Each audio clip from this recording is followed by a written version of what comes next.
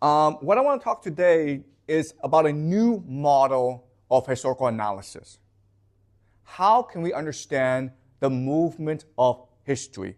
Why do people do what they do? Why do nations go to war? Why do nations have peace? Okay? So I'm looking at grand history. I'm looking at the large structural movement of history. And in the past, there have been two main models for understanding historical development. Okay? So the first is the idea of a cycle or a circle. And this makes sense, right? Because this mirrors what we experience in life. When we are born, but then we die. And then other people are born, and then they die. Okay? So it's a cycle. You look at the seasons.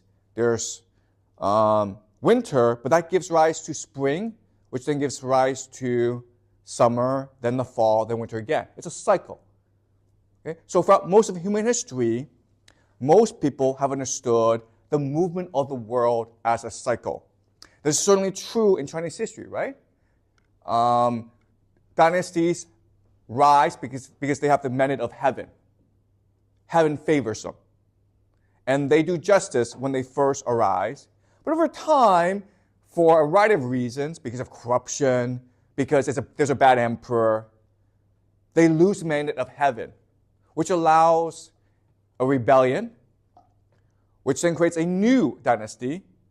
So Chinese history is almost a continuous cycle of dynastic rise and decline. Okay? Now, in the Western context, there's also a cycle. There are many different cycles, but let me explain one cycle that we've noticed in the Greek and Roman world. The cycle is this. There are three major factions in a society. There is the people, there is nobility, and then there is the king, or a great person. Okay? And each of these factions have a particular strength. The people, their strength comes from their numbers, right? They have mass. The nobility, it's only a minority of people, but they have authority. They are respected because they know more. They are better at war than ordinary people, but they have authority. Okay, people respect them. And the king has the army. Okay, so these are the three major forces or factions in a society. And these three factions are always in conflict. And what happens is a changing alliance where the two of the three get together to beat one, okay? And then this forces a new alliance, right? So what happens is this. You first have something called an oligarchy, where the nobility is in charge, and everyone has to do what they do, what they command. Okay? But over time, this oligarchy becomes corrupt. And the way they become corrupt is by exploiting the people through debt. All right? So in the nobility, the nobles own the land, you have to work the land, but you get a share. And that's fine. But sometimes the weather is bad. So you can't work the land, you can't pay me the rent. So I give you a loan. And over time, this loan becomes a debt. And at a certain point, you can't pay off the debt, so what happens? You become my slave. And your children become my slave as well. Okay? So this creates a lot of conflict in society. How is this conflict resolved? Because one of nobility wants to be king. And he sees an opportunity in the civil conflict between the people and nobility. Okay? So he tells the people, if you make me king, I will clear your debts. And this creates a monarchy. And the first king is usually a good king because he had to work hard to obtain his position, and people love him for the fact that he cleared away their debts. This is what we call a jubilee, by the way. The word is jubilee, and this happens a lot in human history. But the problem is the king has a son who's not so good. And then the son has a son who's awful, okay? And so nobility get angry, the people get angry, and they rebel, and they create a democracy. Okay? But then in the democracy, because what happens in a democracy is it's the best people or the best speakers, the wealthiest people who control the votes. And so they get together, and what do they do? They create an oligarchy. Okay? Do you see how the cycle works? The cycle goes on and on and on. These three factions are always in conflict with each other. And the way they form their alliances creates a certain form of government. Okay? When the nobility is in charge, it's an oligarchy. But then a king and the people work together to overthrow and create a monarchy. And then the king becomes corrupt, and so the nobility and the people work together to create a democracy. Okay? And you can see the cycle happening today in the United States as well, right? Because who is Trump? Trump is a king. Does that make sense to you guys? What is Trump saying? Trump is saying to the people, the elite are corrupt. The elite are stealing from you. The elite are lying to you. Vote for me, and I will destroy the elite, and I will give you more economic opportunities. Okay, do you understand? So this is a really important idea. Trump is not going to be president for 4 years. His ambition is to be king. Okay? And we see the cycle throughout human history. So that's the idea of a cycle. All right? We also have another model of human history development, of human historical development, which is a line. Okay? A line. And the idea of progress towards truth. Okay? So that's the other competing model. Okay, there are two main models. There's a cycle, and then there's a line. And the idea of a line is human society does not go on and on in a useless cycle. It is moving towards a truth. It is moving towards a good end. Okay? So then this idea has been around for a very long time. Remember in the Bible, when King David first sponsored the writing of the Bible was a line where Yahweh the God, he was looking for a friend. He was looking for someone who he could trust to rule his kingdom of heaven. And he first tried Adam and Eve, and they disobeyed him. Then he tried Noah, then he tried Abraham, and then he tried Moses, and then he found his true friend, who is David. Okay? So the truth is David in the Hebrew Bible. Then you have the Romans. Okay? Remember, the Romans, Virgil wrote something called the Aeneid. And in the Aeneid, Troy was destroyed so that Rome could be founded. And when Rome was founded, Rome will have to fight this series of wars that will eventually lead to the rise of Augustus Caesar. And this will create something called the Pax Romana. And this is the end of history. This is where all movement ends. Because once you achieve the Pax Romana, there'll be no more war. Okay, so it's the idea of a line. Obviously, this is not true. But back then, when they came up with this history, they thought it was true.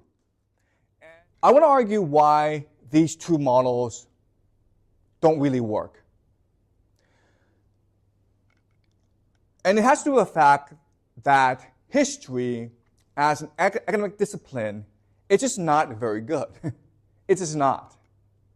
What I mean by that is, you look at the world today, there's this Trump presidency, there's this conflict in the Ukraine, there's the Middle East conflict, and you would expect historians to come out and say, oh, this has happened before, and we can then predict what will happen, and so this is what's going to happen, okay?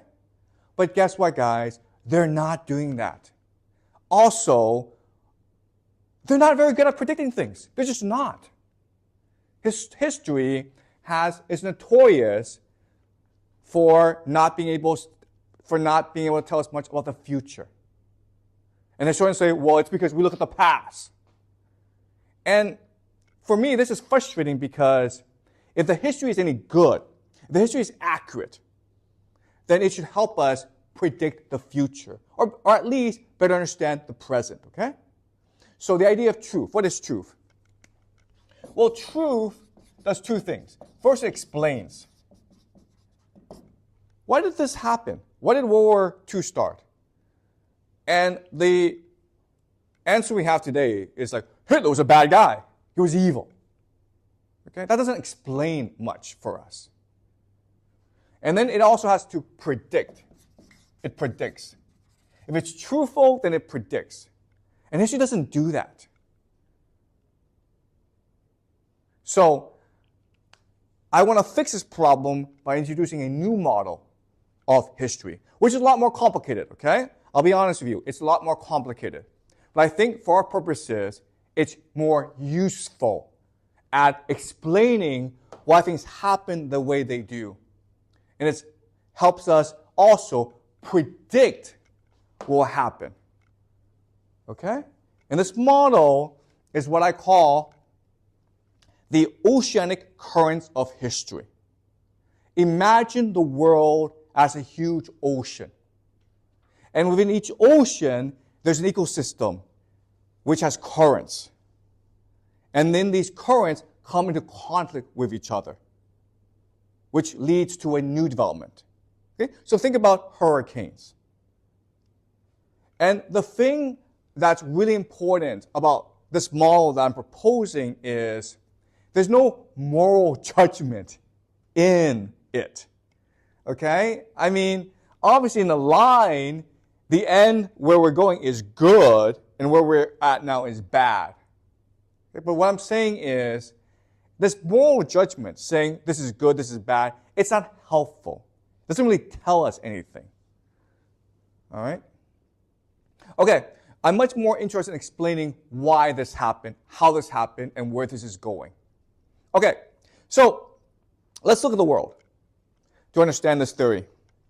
What I'll show you is the world is divided into cultural ecosystems. Okay? Cultural ecosystems. This is a really important idea you need to know for the rest of the semester. What I will argue is that culture is the meta-reality. Meta-reality. So, what's meta-reality? Meta-reality is the understanding of the world from which all other understandings derive. So what I'm saying is that culture is the most important part of who you are.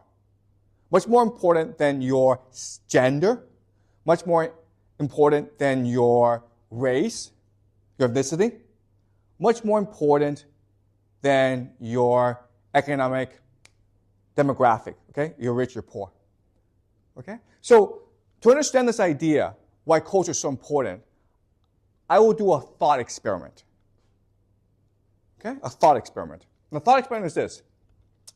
Let's take a random guy from China 2,000 years ago, okay? Just a random guy. We'll take him off the streets and we'll put him into China today. All right? Now, in 2,000 years, China has changed a lot, right? We now have the internet. We have computers.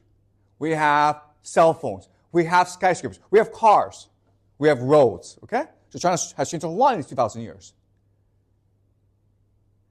How long would it take for him to adapt to the new China? And I would say at most 5 to 10 years.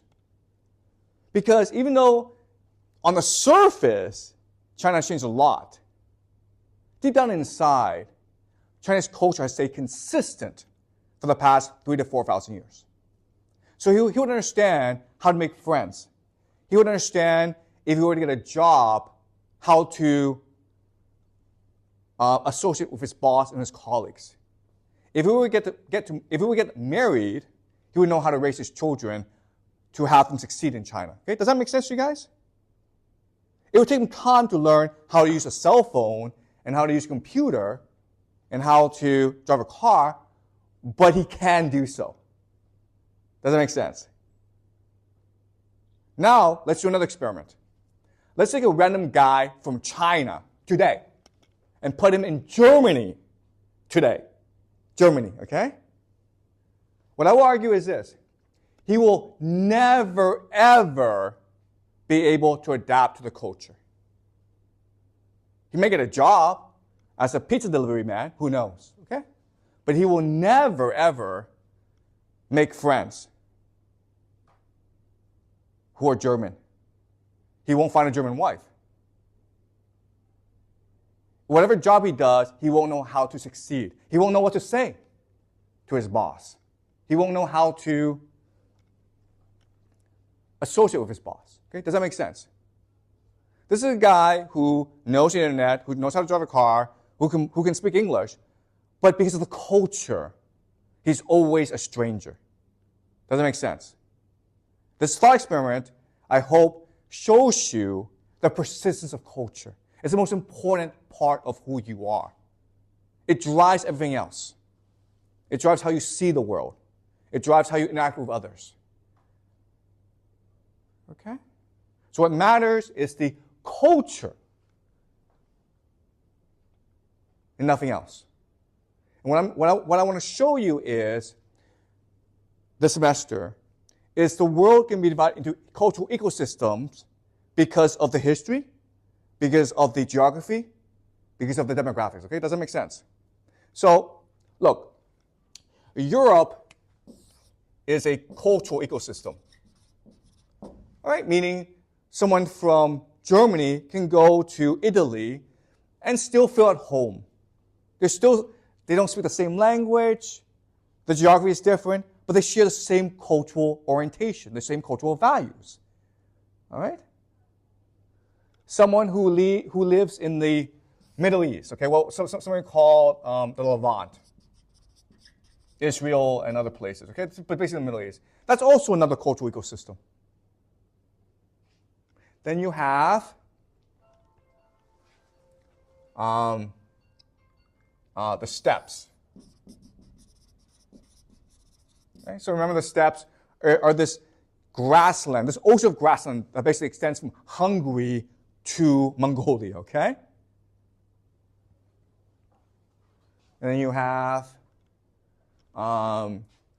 China, India, okay? So but there are these different ecosystems, cultural ecosystems, that are determined by their geography, their history, and the demographics.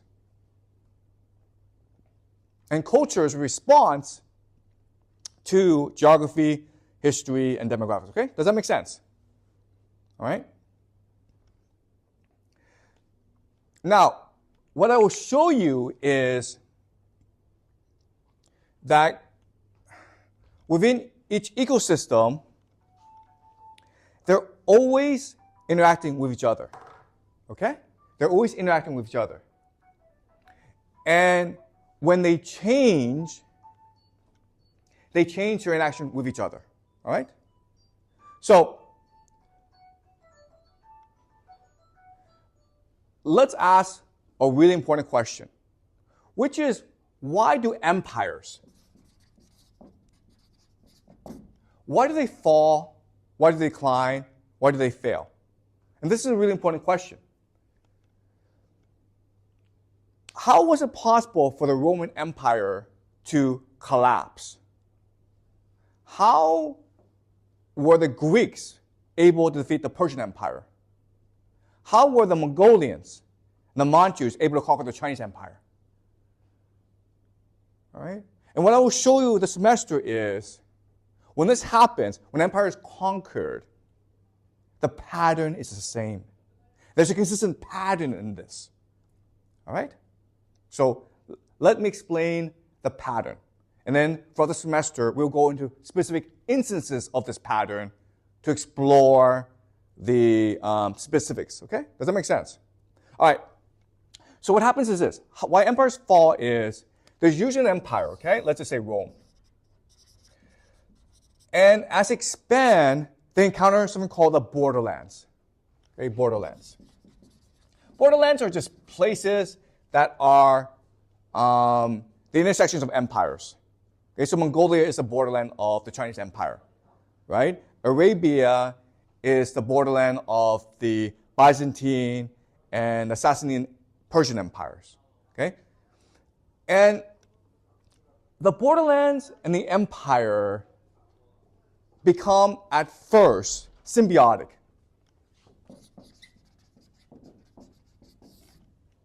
Okay? Meaning they depend on each other. They work with each other, okay? In three ways. The first most simple way that they interact is through trade. Okay? They trade with each other. Second way they interact is through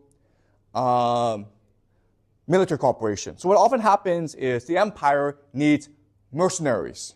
And it turns out that people who live in the borderlands make very good soldiers, okay? Because they live in a time of war and chaos. In the borderlands, there's no central authority.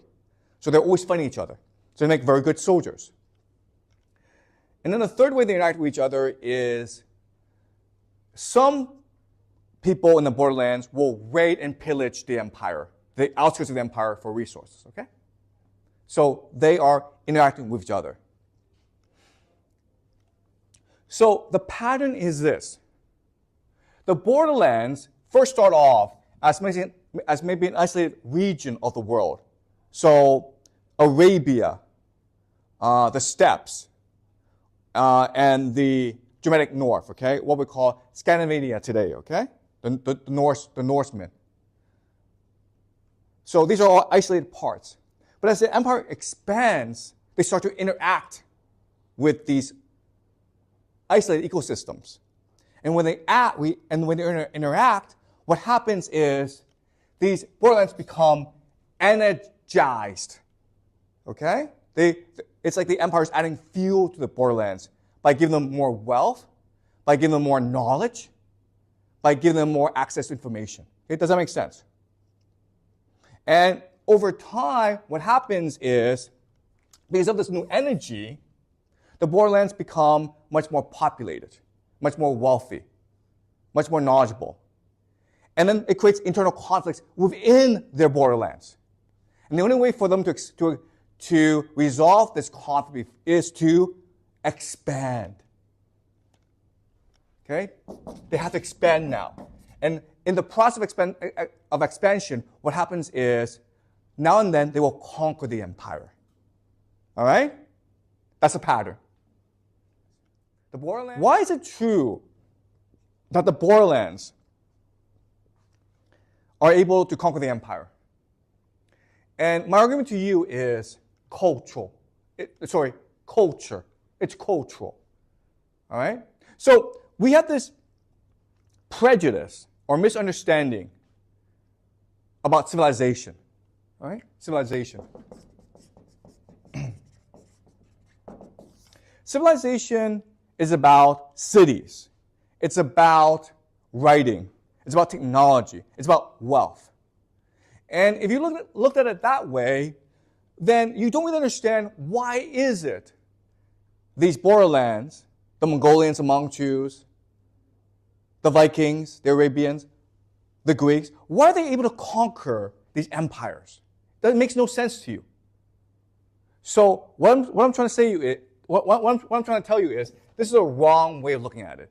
A better way of looking at it is culture.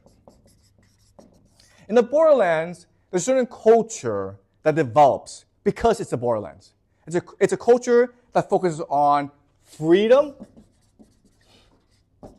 egalitarianism, and self-reliance, independence. This is true throughout the borderlands, okay?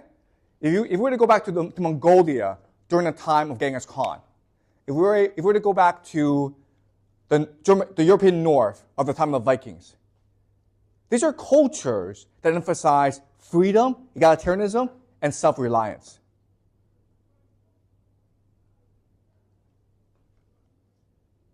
And as such, these were amazing warriors, okay?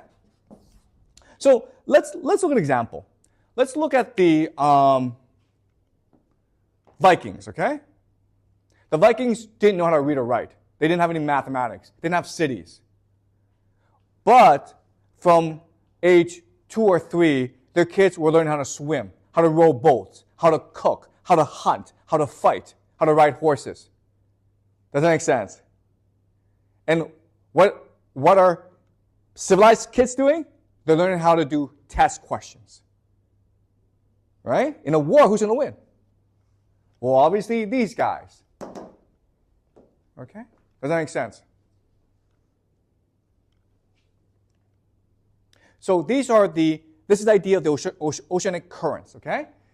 You have these isolated areas that are ecosystems amongst themselves. As the empire expands, okay, just think of it as a current, the imperial current. It's just expanding. So that's what empires do.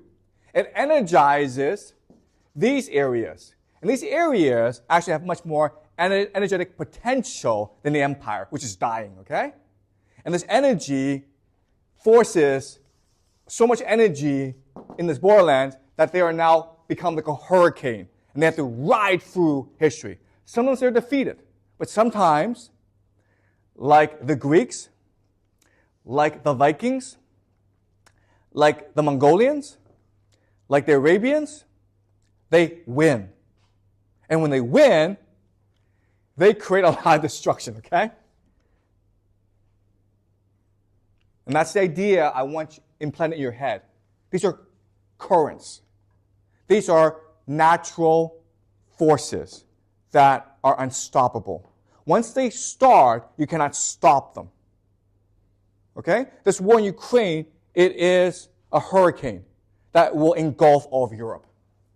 This war in the Middle East is a hurricane that will engulf the entire world. Once it starts, you can't have a conference and decide to end it.